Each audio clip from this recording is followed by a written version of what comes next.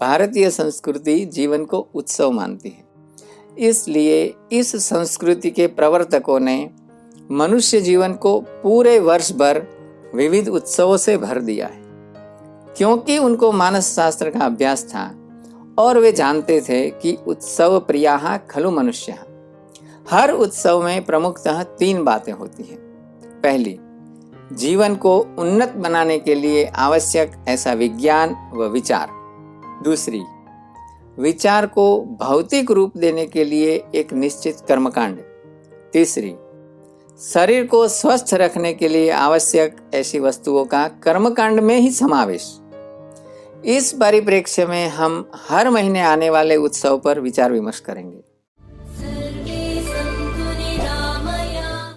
यह महीना पुरुषोत्तम मास है। इस महीने का तो हर दिन उत्सव है, क्योंकि यह महीना ही विशिष्ट है। इस महीने के विषय में हमारे साहित्य में विविध आधार मिलते हैं। हम आज मात्र एक आधार उदाहरण के लिए देखेंगे। हिरण्यकशिपु नामक एक राजा ने तपश्चर्या करके भगवान से वर मांगा कि मेरी मृत्यु देव, दानव, मानव या किसी प्राणी से न हो, दिन या रात में न हो, घर में न हो, बाहर न हो इत्यादि। उसमें एक यह भी था कि 12 महीने पैकी किसी भी महीने में मेरी मृत्यु न हो।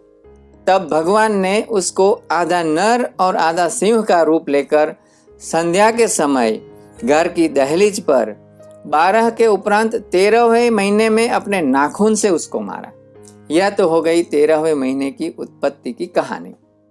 अब देखते हैं उसका विज्ञान। अंग्रेजी शब्द कैलेंडर कदाचित कालांतर शब्द से आया होगा। काल के अंतर की गिनती की व्यवस्था है कालांतर। इसके लिए भारतीय शब्द है पंचांग, जिसके 5 अंग हैं: तिथि, वार, नक्षत्र, करण एवं योग। काल गणना के लिए यह 5 आयाम है। दूसरी बात, वर्ष। हमारे कैलेंडर में 2 प्रकार के वर्ष हैं, सौर वर्ष और चांद्र वर्ष। पृथ्वी को सूर्य का एक चक्कर लगाने में जो समय लगता है वह है सौर वर्ष, जो 365.25 दिन का होता है। और चंद्र को पृथ्वी का एक चक्कर लगाने में जितना समय लगता है उसे एक चांद्र मास कहते हैं। यह 27.25 दिन का होता है। ऐसे 12 मास का एक चांद्र वर्ष होता है और उसमें 354 के करीब दिन होते हैं। इन 2 वर्षों के बीच जितने समय का अंतर पड़ता है उसकी समायोजना यदि नहीं की जाती तो सौर वर्ष और चांद्र वर्ष के बीच तालमेल ही नहीं बैठता। यह तालमेल बिठाना इसलिए आवश्यक है कि संपूर्ण सृष्टि पर सूर्य और चंद्र दोनों का प्रभाव है। कुछ एक उदाहरण देता हूँ। पहला, चंद्र का वनस्पति पर प्रभाव।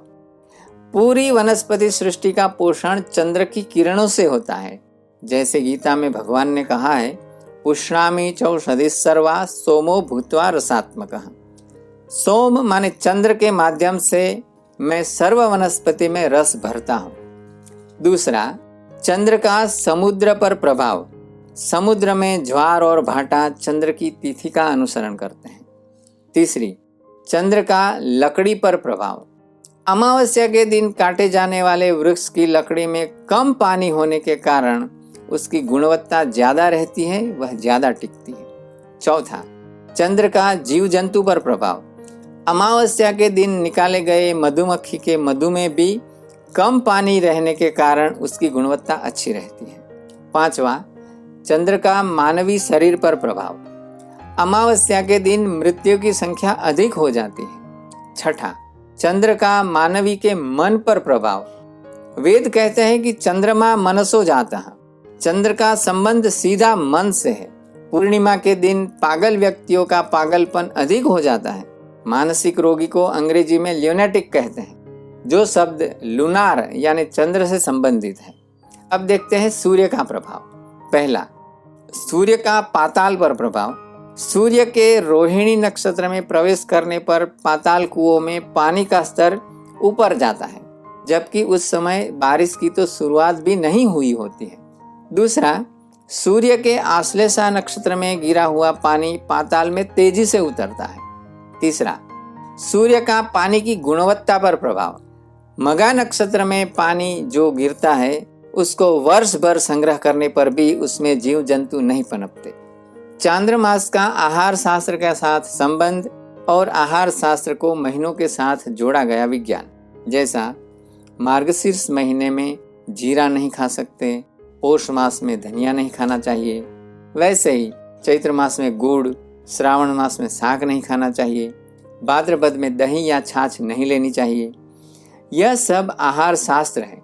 परंतु यदि श्रावण मास कभी वर्षा ऋतु में आता, कभी ठंडी ऋतु में आता, तो कभी गर्मियों में आता, तो जीवन का ये जो विज्ञान है, जो महीनों के साथ सटीकता से जोड़ा गया है, वह जोड़ना संभव ही नहीं होता।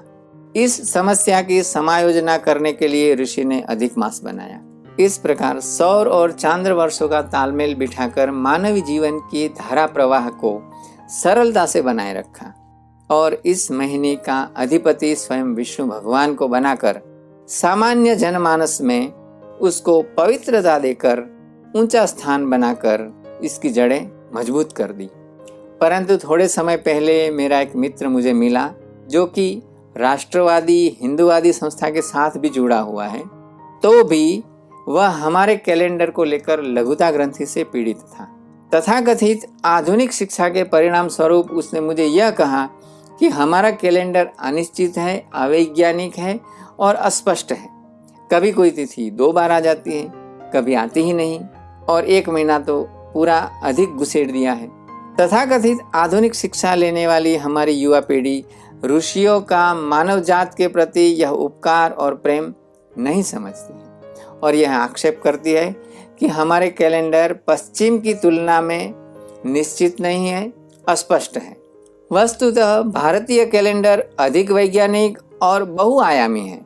यह हो गया पुरुषोत्तम मास का विज्ञान। अब देखते हैं उसका विचार। ऋषि ने इस पूरे महीने को भगवान के साथ जोड़कर मानव को भी भगवान के निकट ले जाकर सुखी बनाने का प्रयत्न किया। दूसरी बात, उसका कर्मकांड। इस पूरे महीने में विविध व्रत, स्वाध्याय, उपवास आदि करने होते हैं। तीसरा देखते हैं कर्मकांड का शरीर स्वास्थ्य के साथ संबंध। विविध व्रत लेने से मानवी का मन शक्तिशाली होता है।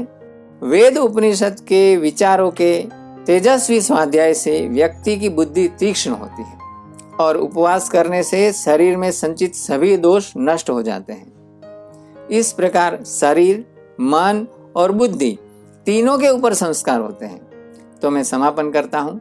सूर्य और चंद्र की गति की सृष्टि के ऊपर होने वाले प्रभाव का पूर्वानुमान एवं आकलन सामान्य व्यक्ति भी सरलता से कर सके, उसकी समायोजना के लिए हमारे बुद्धिमान पूर्वजों ने पुरुषोत्तम मास यानी अधिक मास की व्यवस्था पंचांग में करके हम सब के ऊपर बहुत बड़ा उपकार किया है और यह काम अवैतनिक किया, उपरांत कोई कॉपीराइट भी नहीं रखा। ऐसे पूर्वजों को नमस्कार करते हुए मैं डॉक्टर मुकेश पटेल, स्वतंत्र चिकित्सालय गुजरात बड़ौदा से आप सबके शुभ स्वास्थ्य की कामना करते हुए सर्वे संतु निरामया। धन्यवाद।